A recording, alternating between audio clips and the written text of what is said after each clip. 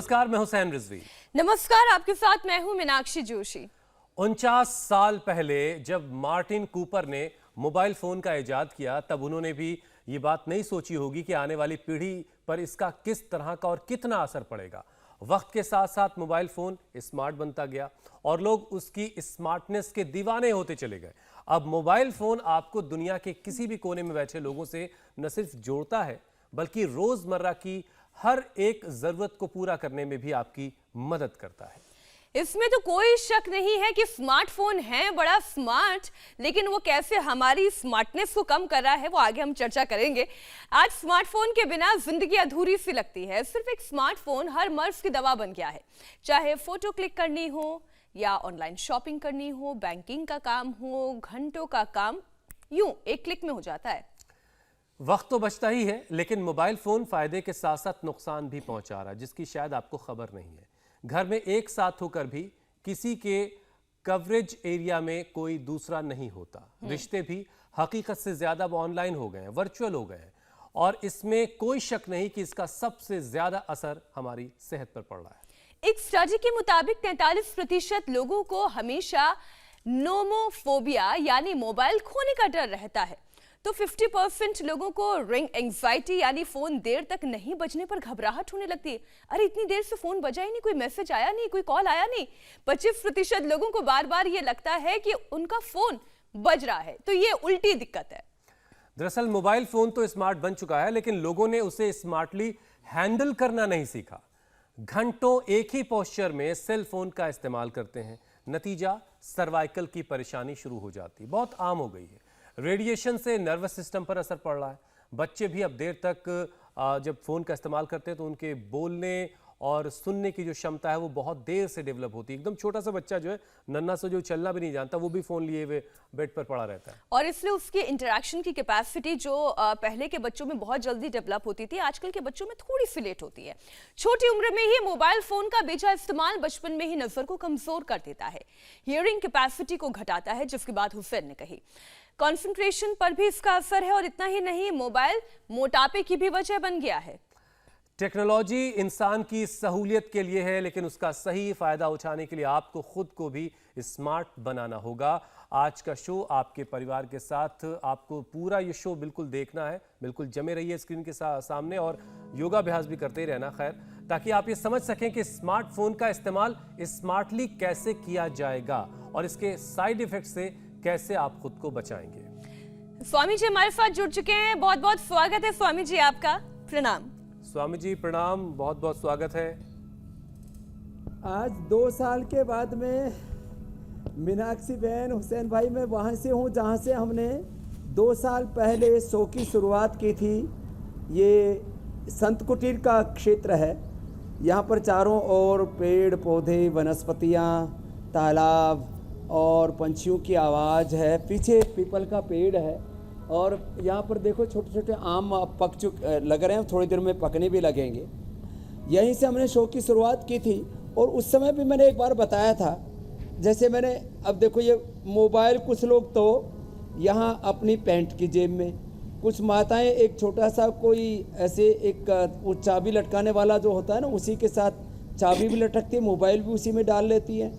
फिर किसी का मोबाइल यहाँ किडनी के पास होता है, तो किसी का जो है ये मोबाइल ये हार्ट के पास होता है, ऊपर वाली जेब में रखते हैं। कुछ ऊपर वाली जेब में, कुछ यहाँ नीचे वाली जेब में, कुछ तो हाथ में ही रखते हैं। किसी का ऐसा, और कुछ इधर या पीछे कुल्ले की पीछे वाली जेब में रखते हैं। अब यहाँ रखने से, मोबाइल चाहे यहाँ रखो चाहे यहाँ रखो, इससे सेक्सुअल डिसऑर्डर्स हो रहे हैं, इनफर्टिलिटी की प्रॉब्लम हो रही है, यूटीआई की प्रॉब्लम हो रही है, किडनी फेलियर, क्रिएटिनिन बढ़ने की समस्या हो रही है, डायबिटीज हो रही है। यहाँ इस एरिया में रहेगा तो मैं रखता ही नहीं इस बीमारी को, मैं अपने दूर ही रखता हूँ। मेरा झोले में पड़ा रहता है, जब जरूरत पड़ती है तब यूज करता हूँ, बाकी इतनी दूर रहता है, कम से कम 3 फीट दूर रहता है मोबाइल। आपने ऐसे फेंका मोबाइल जैसे उसकी जरूरत ही ना हो। ये मोबाइल एक बात और बताता हूँ, ये देखो, ये मोबाइल में हर एक के पास एक कवर होता है। इस कवर के पीछे ये जो तुलसी के पत्र होते हैं, मैंने कई बार पहले भी बताया, तुलसी के पत्ते ऐसे लेकर के और ऐसे उसके पीछे लगा लो। अब ये एंटी रेडिएशन का काम करते हैं तुलसी पत्र, ऐसे अपने मोबाइल के पीछे ये लगा लेंगे तो नहीं तो फिर देखो, ये मैं बहुत जरूरी बात बताना चाहता हूं, यहाँ मोबाइल ज्यादा देर तक रखते हैं तो लोगों की हार्ट बीट इरेगुलर होती है, बीपी बढ़ता है, लोगों का स्ट्रेस एंजाइटी बढ़ती है। जो ज्यादा ऐसे सुनते हैं फिर over thinking, negative thinking, destructive thinking, और फिर स्ट्रेस एंजाइटी, फिर स्ट्रेस हार्मोन्स का बढ़ना, प्रोलैक्टिन, कार्टिसोल, एसीटीएच आदि का, और फिर endorphin, caffeine, serotonin, dopamine, melatonin, अच्छे हार्मोन्स कम होने लगते हैं, नींद उड़ जाती है इससे, और मन अशांत रहता है। तो इसलिए जितना हो सके, मैं तो ज्यादातर बात स्पीकर पर ही करता हूँ, उसमें भी अपने सामने आजकल एक स्टैंड आता है उसके ऊपर इसको रख दिया, या ऐसे ही कोई थोड़ा सा ऐसे रख करके इसी में अपना बात कर लिया। तो मैं आपको इसलिए इस बात को कहना चाह रहा हूँ, रेडिएशन कहने को एक छोटी सी बात है। एक दिन हमने प्लास्टिक का कार्यक्रम रखा था, 70 से 80% लोगों के खून में प्लास्टिक के कण। आजकल तो मैं कहूंगा कि करीब 99% लोगों को, किसी को कम, किसी को तो बहुत ज्यादा रेडिएशन हो रहा है। और खाली इसी से रेडिएशन नहीं होता है, और इसके रेडिएशन के दुष्प्रभाव को कम करने के लिए शीर्षासन करना चाहिए, इसके प्रभाव को कम करने के लिए सर्वांगासन करना चाहिए यंगस्टर्स को, और जो बड़ी उम्र वाले उनको अनुलोम विलोम करना चाहिए। ये देखो, मैं इसलिए इस बात को कह रहा हूँ, मोबाइल से रेडिएशन हो रहा है, जो अलग अलग कंप्यूटर के ऊपर बैठ करके जितने भी गैजेट्स हैं, मोबाइल से, कंप्यूटर से रेडिएशन हो रहा है, और जितने भी इलेक्ट्रॉनिक चीज़ें हैं उन सब से रेडिएशन होता है। अब टीवी तो कम से कम 5-7 फीट दूर होता है, इसलिए टीवी से रेडिएशन का खतरा नहीं होता है। तो टीवी बहुत नज़दीक से जो टीवी देखते हैं, और जितना ज़्यादा बड़ा टीवी उतना ही ज़्यादा रेडिएशन। बचपन में मार पड़ी है स्वामी जी, बहुत जितने अगर ज़्यादा करीब से देखा है इलेक्ट्रॉनिक्स टीवी। का इस्तेमाल करेंगे, गैजेट्स का इस्तेमाल करेंगे,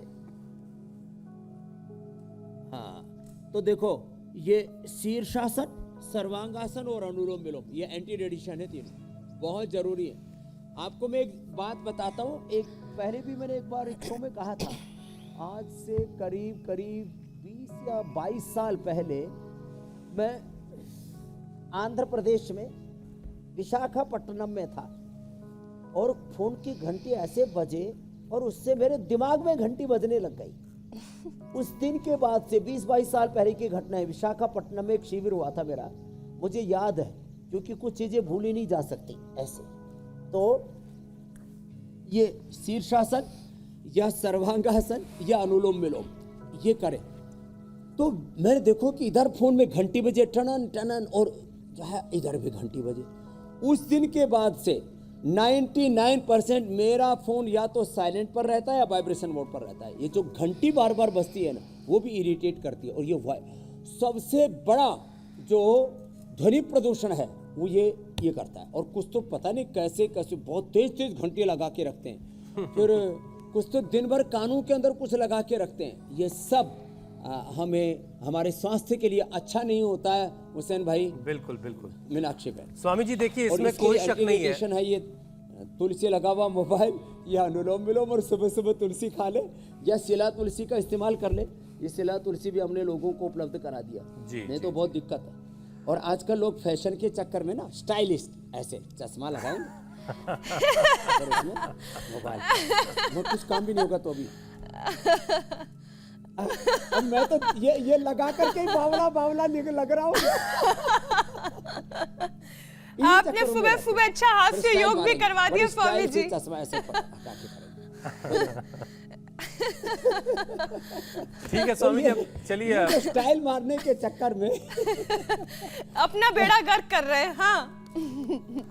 हाँ स्वामी जी, अब जरा सा भस्त्रिका कपालभाति, एक एक करके विषय शामिल करते हैं। अब जरा भस्त्रिका कपालभाति अनुलोम विलोम करेंगे तो रेडिएशन नहीं होगा। जी मेरे भाई हुसैन कुछ कह रहे थे। स्वामी जी देखिए, इसमें कोई शक नहीं है कि स्मार्टफोन के बगैर आज की जिंदगी का तस्वुर नहीं किया जा सकता। बहुत मुश्किल है ये बात सोचना कि फोन के बगैर कैसे रहा जाए। घंटों का काम मिनटों में हो जाता उसी फोन के जरिए घर बैठे, लेकिन इसका बेजा इस्तेमाल, गलत इस्तेमाल हमें बीमार कर रहा है। बस इस पर ध्यान देना है। तो फोन का इस्तेमाल कब और कैसे किया जाए, जरा ये भी समझाइए। और साथ में जो फोन के इस्तेमाल का सबसे पहला असर हमारी गर्दन पर आता है, कंधे पर आता है। सर्वाइकल की परेशानी बहुत आम हो रही है, तो सर्वाइकल से कैसे निपटें, और जरा सा फोन के इस्तेमाल के बारे में भी कुछ बताएं।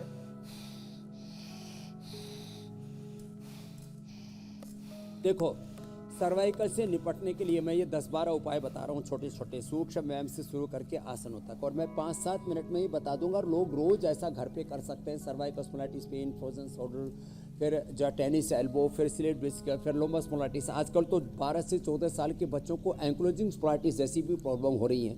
अब इनसे बचने के लिए एक बार सुबह सुबह ऐसे 2-3 बार ऐसे ही कर लिया, और ये सूक्ष्म व्यायाम इनको बोलते हैं। स्कंध संचालन हो गया, फिर ग्रीवा संचालन हो गया, सूक्ष्म व्यायाम थोड़े से ऐसे अभ्यास कर लिए, और इसके बाद थोड़े से आसन कर लिए, और जो है थोड़ा सा एलोवेरा पी ले सुबह सुबह। आंवला एलोवेरा तो सबको पी लेना चाहिए। तो आँखों पर, बालों पर, स्किन पर, ब्रेन पर, नर्वस सिस्टम पर जो इसके दुष्प्रभाव होते हैं उससे बचा जा सकता है।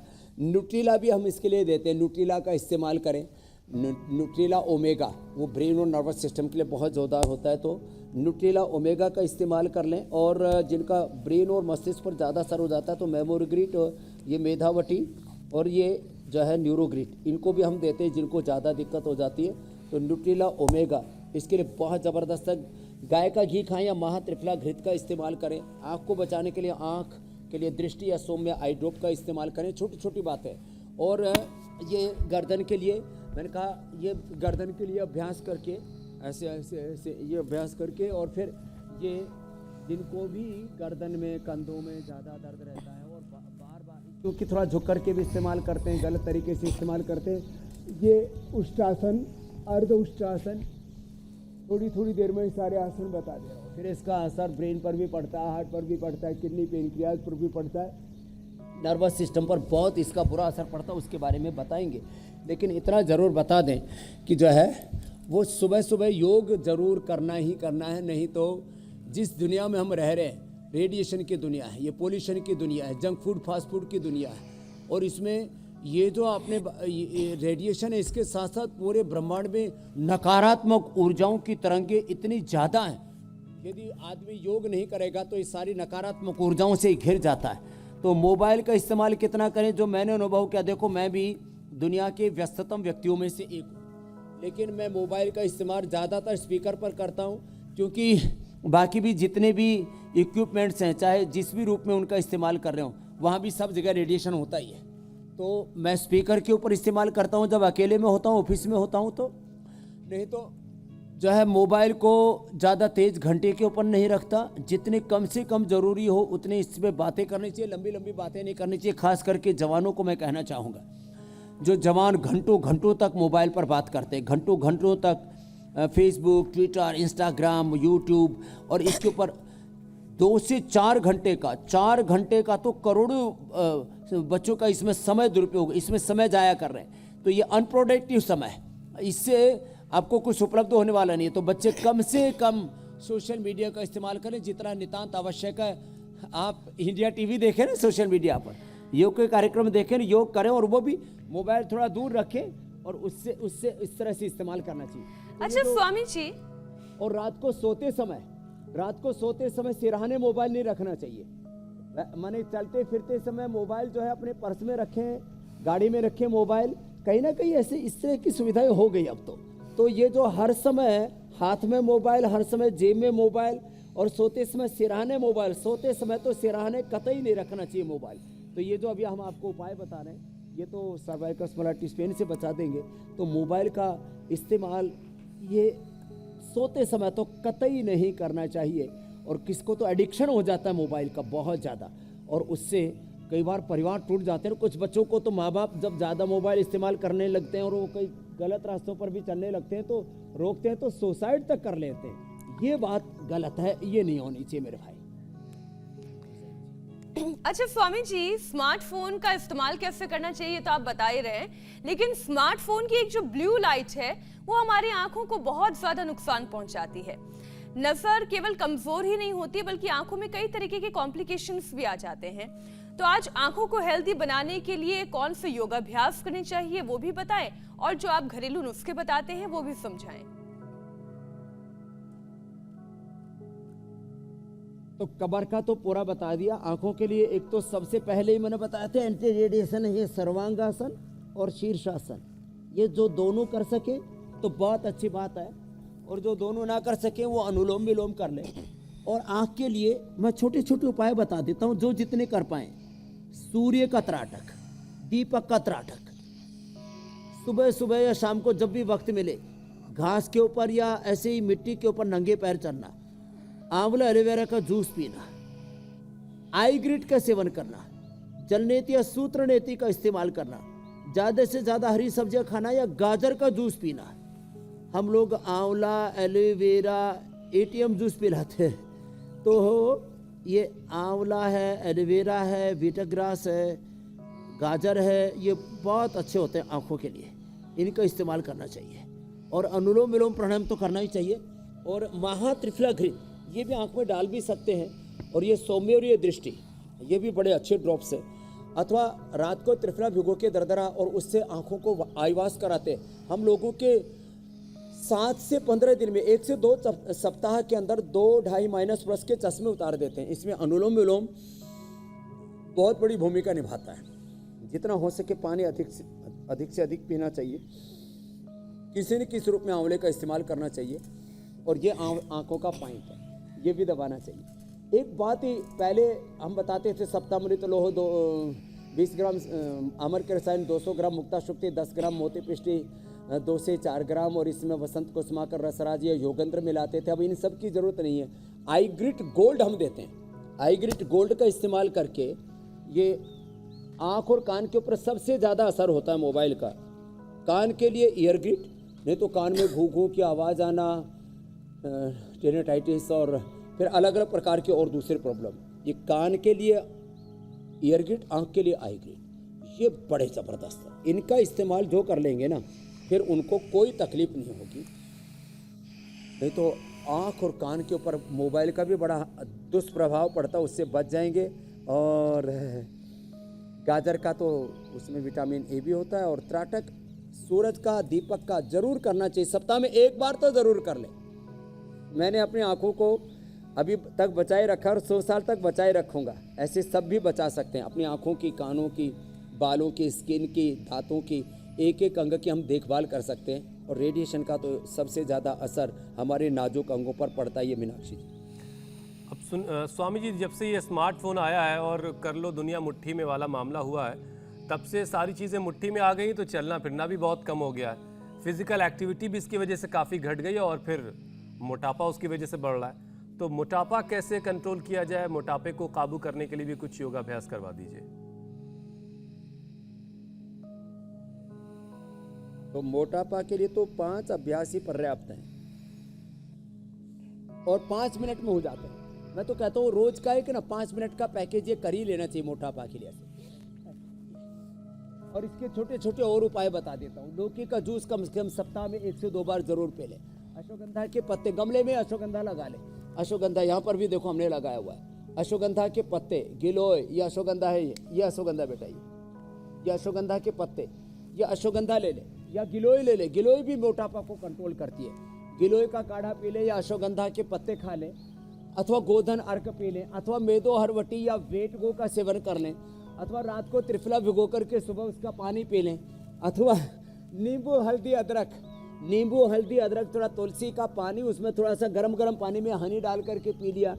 शहद का सेवन करें। हनी, चीनी से बचें, चीनी से, मैदा से और तली हुई चीज़ों से बचें। तो ये 2 अभ्यास, एक तो चक्की आसन और ये स्थित कोणासन, और ये 3 अभ्यास लेट करके ये जरूर करनी चाहिए। और जो है सप्ताह में 1 बार उपवास जरूर करें। नहीं तो जो बहुत मोटे हैं वो इनको 10 बार से शुरू करके फिर 100 बार तक ले जा सकते हैं। अर्धहलासन, पादवृत्तासन, द्विचक्रिकासन, एक एक पैर से या दोनों पैरों से। मोटापा के लिए ये रामबाण है, ये अभ्यास लंबे लंबे सांसों के साथ ये सब अभ्यास ऐसे करवाते हैं, एक एक पैर से, दोनों पैरों से। तो दोनों पैरों से ऐसे कर लिए और फिर एक एक पैर से भी इन्हीं अभ्यासों को कर सकते हैं। एक एक पैर से करने के लिए ऐसे ऐसे, ये अर्धहलासन, पादवृत्त।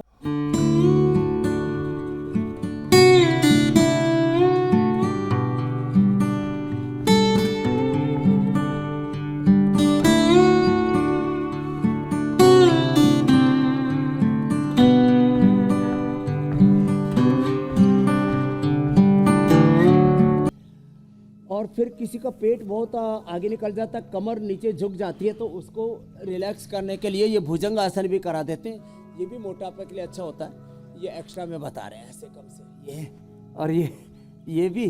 और जो खड़े होके थोड़ा करना चाहें तो तिर्यक ताड़ासन, त्रिकोणासन, कोणासन, पाद हस्तासन, ये भी मोटापा के लिए अच्छे होते हैं। तो गर्म पानी दिन भर पिएं, ठंडा पानी का सेवन ना करें।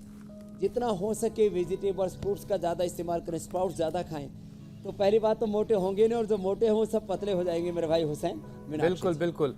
अच्छा स्वामी जी, मोबाइल फ़ोन के ज़्यादा इस्तेमाल से सिर में दर्द, स्ट्रेस और टेंशन भी होने लगती बहुत सारे लोगों को, तो प्राणायाम इसमें कैसे फ़ायदा पहुंचा सकता है?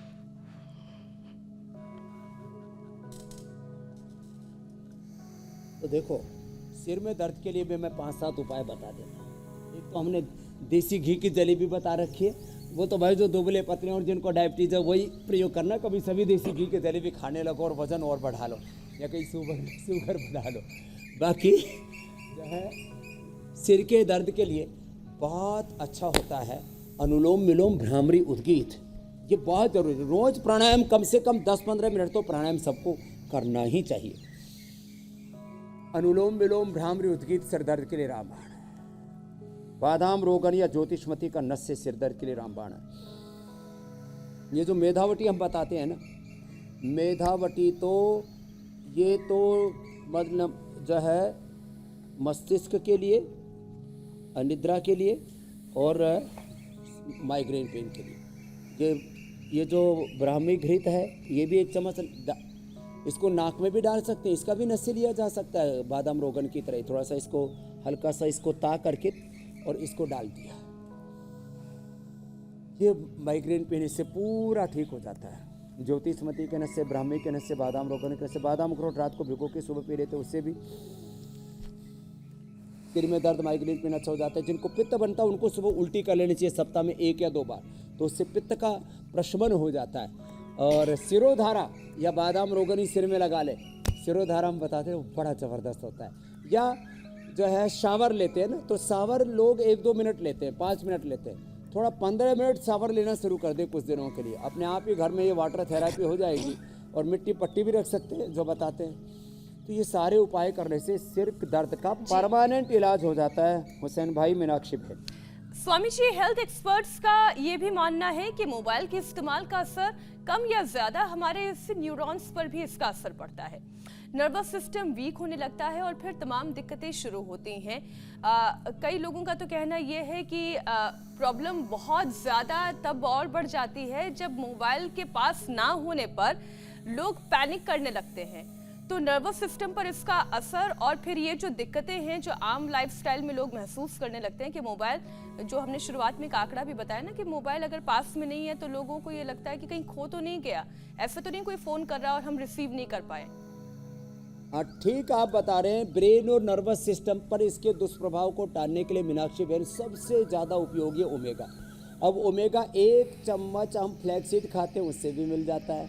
हमने न्यूट्रेला ओमेगा फ्लैक्स सीड और सीबकथोर्न से बनाया, तो न्यूट्रेला ओमेगा इसके लिए ज़बरदस्त चीज़ है, ये ब्रेन और नर्वस सिस्टम के लिए। फिर सारस्वत अरिष्ट, अश्वगंधा अरिष्ट, ब्राह्मी शंखपुष्पी भी इसके लिए ज़बरदस्त चीज़ है। जिनको बहुत ही ज़्यादा ब्रेन पर इसका असर आ जाता है, तो मेधावटी के साथ साथ ये मेमोरी ग्रिड हमने ये प्रयोग किया।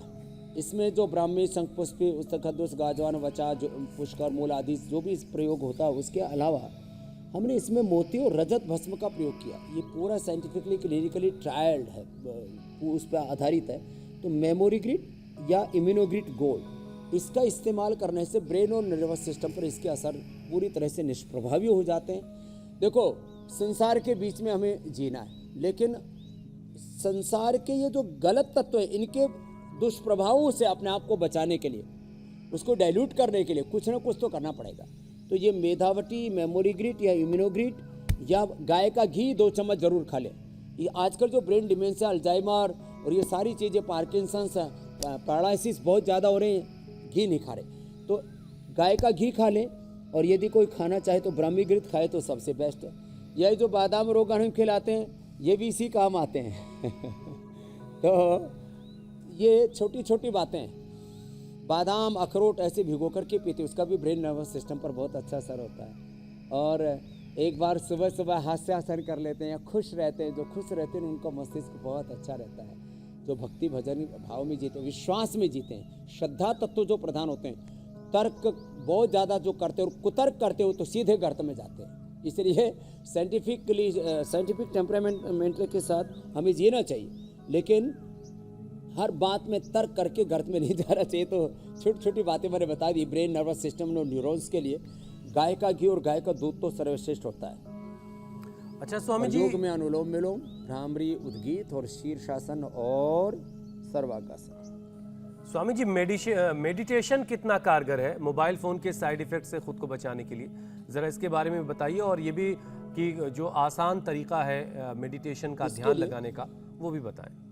एक तो ये भ्रामरी उद्गीत, आपने अच्छा कहा, ये अच्छी बात के ऊपर ध्यान दिला। देखो, एक तो ये भ्रामरी उद्गीत ना, ये भी 5-7 बार से लेके 5 मिनट तक किया जा सकता है।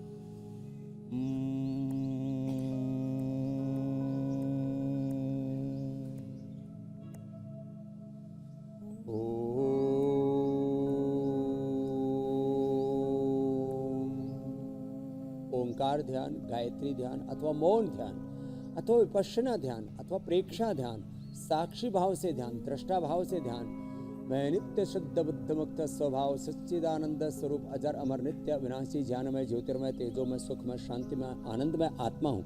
आत्मस्मृति बनी रहे। धी धृति स्मृति के कम होने या इसके हटने का नाम ही प्रज्ञापराध और इसको सब रोगों का कारण भी कहा है। तो जैसे ही हम ओंकार ध्यान करते हैं, गायत्री ध्यान करते हैं, मौन ध्यान करते हैं, भगवान का ये जीवन और ये जगत पिंड ब्रह्मांड विश्वमय रूप है, विश्वातीत रूप है, और भगवान की स्तुति उपासना भक्ति आराधना करते करते और धीरे धीरे अपने शरीर इंद्रियों और मन के पार भावातीत गुणातीत ध्यान करने यदि लग जाएं तो फिर तो बात ही क्या है। ध्यान के अलग अलग स्टेजेज हैं। ये गुणातीत ध्यान, भावातीत ध्यान, प्रतिप्रसव ध्यान और ओंकार ध्यान, गायत्री ध्यान, शून्य का ध्यान और ये साक्षी ध्यान और जिसको विपස්සना बोलते हैं बौद्ध दर्शन में, जैन दर्शन में जिसको प्रेक्षा ध्यान कहते हैं, और उदासीन ध्यान, दृष्टा भाव से ध्यान, दृष्टा दृश्य मात्र शुद्धो प्रत्यानोपश्यः। तो ऐसे ये जो पूरी प्रक्रिया है ध्यान की, तो अपने आप को साक्ष्य भाव में लेके आना, अपने स्वरूप में अपनी निष्ठा में जीना, ये थोड़ा थोड़ा वे अभ्यास भी करते रहेंगे दिन भर, तो ये रेडिएशन से तो बचेंगे ही, इससे कार्य में हमारी कुशलता भी बढ़ जाएगी। योग का कर्मसु कौशलम और समत्वम योग उच्यते। संसार के जो आंधी तूफान झंझावात हैं, इनमें हम व्यथित नहीं होंगे। ये बहुत बड़ी बात है हुसैन भाई, मीनाक्षी बहन। ध्यान करने से व्यक्ति संसार के संघर्षों के बीच में भी, युद्ध के बीच में भी योग में जी सकता है। ठीक है स्वामी जी, अब बारी सवालों की है। बहुत सारे सवाल हम तक सोशल मीडिया के अलग अलग प्लेटफॉर्म के जरिए आ चुके हैं और सबसे पहला सवाल तैयब अंसारी का है। उनकी मम्मी रोज़ा जब खोलती हैं, रोज़ा इफ्तार के बाद उनके सीने में दर्द होता है। इसकी क्या वजह है? क्या दिन भर रोज़ा कुछ ना खाने पीने की वजह से कुछ बात हो रही है और इसका उपाय क्या है?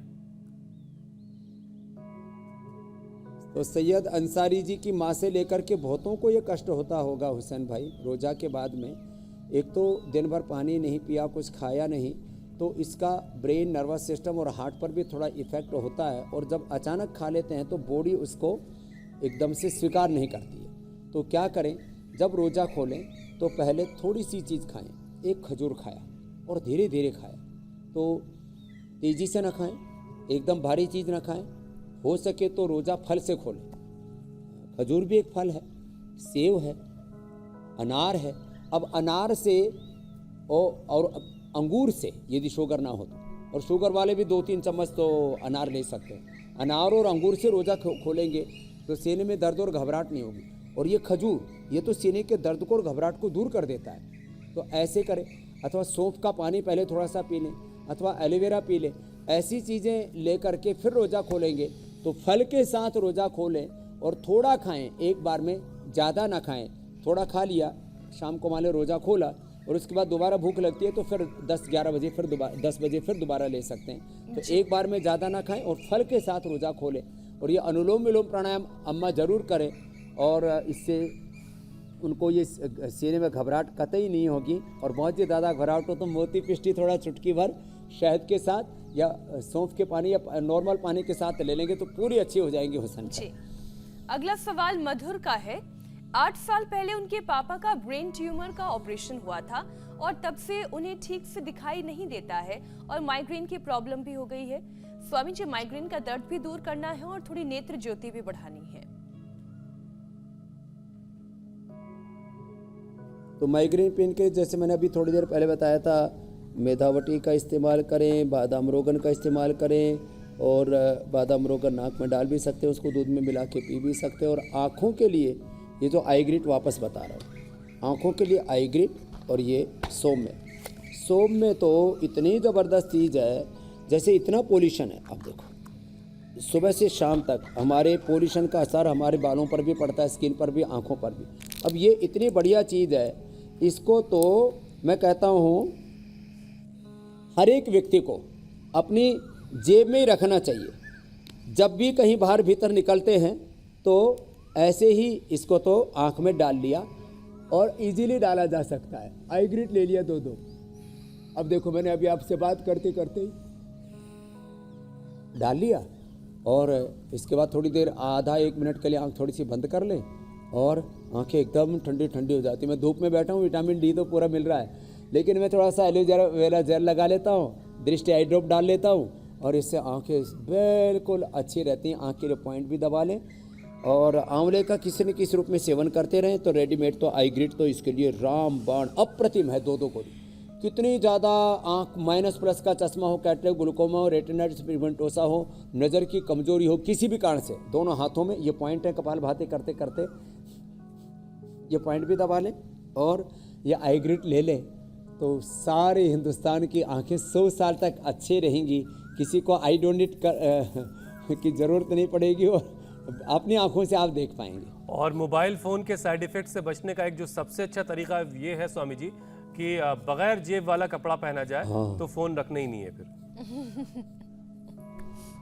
अब स्वामी जी और मेरे जैसे को लिए तो बहुत इजी है। जी जी जी जो जेब रखते ही नहीं। हाँ स्वामी जी, अब बारी है पाक शास्त्र की। तो आप अक्सर किसी न किसी जड़ी बूटी का भी जिक्र करते हैं, कोई नुस्खा बताते हैं। तो जो साइड इफ़ेक्ट्स फ़ोन की वजह से हो रहे हैं, स्वामी जी। तो देखो, आज हम एक बात बता रहे हैं। एक तो ये ब्राह्मी, ये घरों में गमलों में ऐसे लगा सकते हैं जैसे हमने लगा रखी है। और ये अश्वगंधा, ये गिलोय, ये अपने घरों में लगाएं। ये शतावर, पहले हमने एक बार पूरी मुहिम छोड़ी थी इसके लिए। और जो है अब ये दूध में हनी डाल करके पिए। वैसे हल्दी वाला दूध हमने सबको, देशवासियों को भी उपलब्ध करा दिया है। और अंकुरित ज़रूर खाएं। सुबह के नाश्ते में ये ड्राई फ्रूट भिगो करके, अथवा ये जो अंकुरित है ना, इसका सेवन करेंगे तो 100 साल जिएंगे। तो ऐसे कच्चा खाने की आदत डाली। इसमें मेथी भी है, इसमें मूंग भी है, इसमें चना भी है। स्वामी जी परिंदे भी वहां से आपसे शुक्रिया बहुत बहुत कह रहे हैं। प्रणाम। और अब आपसे इजाज़त लेने का वक्त है। बहुत बहुत शुक्रिया स्वामी जी।